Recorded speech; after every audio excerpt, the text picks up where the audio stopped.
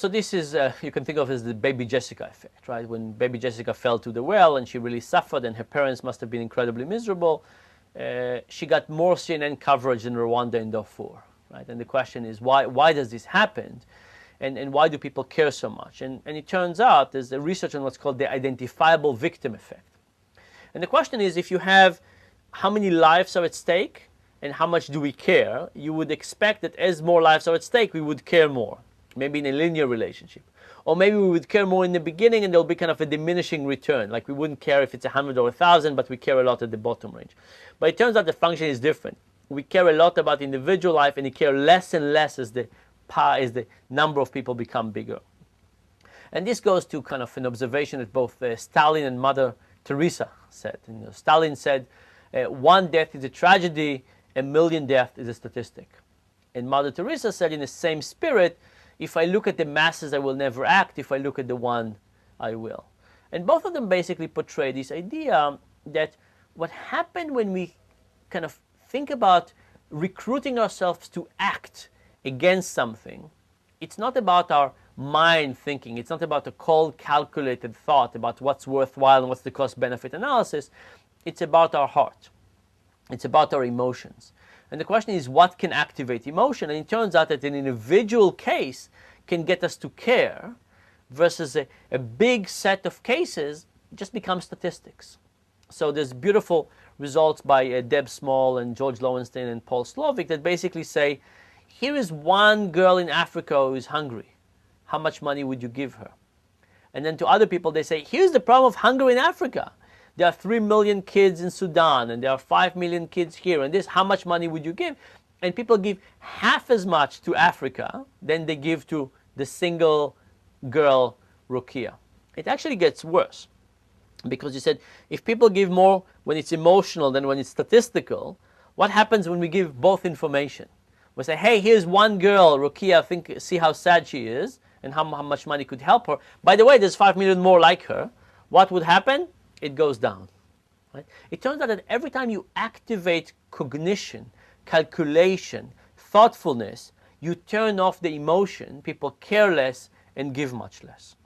And of course, this explains a little bit the kind of imbalance between what we give to and what we don't give to.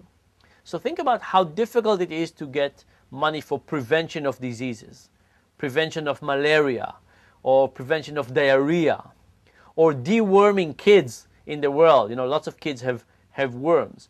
It turns out that those things are incredibly important, incredibly useful. You can actually get people to be much, much healthier, but it's not motivating, right? Deworming a kid or, you know, a million kids in India just doesn't make you feel warm and fuzzy. Or preventing kids in the future from getting malaria is, again, not that exciting. But if you can help one person, specific, concrete, get something, we all get very excited from it. So there is a real imbalance between what really matters and what we care about and what we give our time and money to.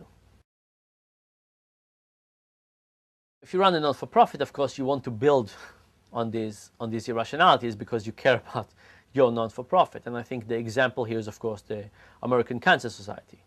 They've done a really good job. First of all, the word cancer is great in a money recruiting way, right? It's an awful disease. The second thing is the word survivor is really good. And the third thing they do is they create an incredible fear from cancer. I mean, the truth is we all have lots of cancer and we all usually get over it. I mean, some people, of course, don't, but in our lifetime we'll all have cancerous cells, and in most cases it will be just part of the deal of living. But they create these really negative association that now everybody who had cancer, even if it was not malignant, it will not cause them to die, or it was so slow it will take 50 years to develop, and they call everybody a cancer survivor. And because of that, everybody who knows them and everybody who cares about them start caring about cancer. Now, you know, it's kind of interesting because they've basically have mastered this issue, right? They've mastered making it central, focal, created very strong fear about cancer and caring about it, and they basically get a lot of money. And if you look at them as a non-for-profit, they are an incredibly wealthy non-for-profit. In fact, other non-for-profit feel that the Cancer Society is getting so much money that people just don't give to other causes because they give so much to that cause. And now there's all kinds of movements to basically stop their status as a non-for-profit because they're so wealthy and they spend so much money on salaries and so on. But in a sense of understanding human psychology, they're the top, basically.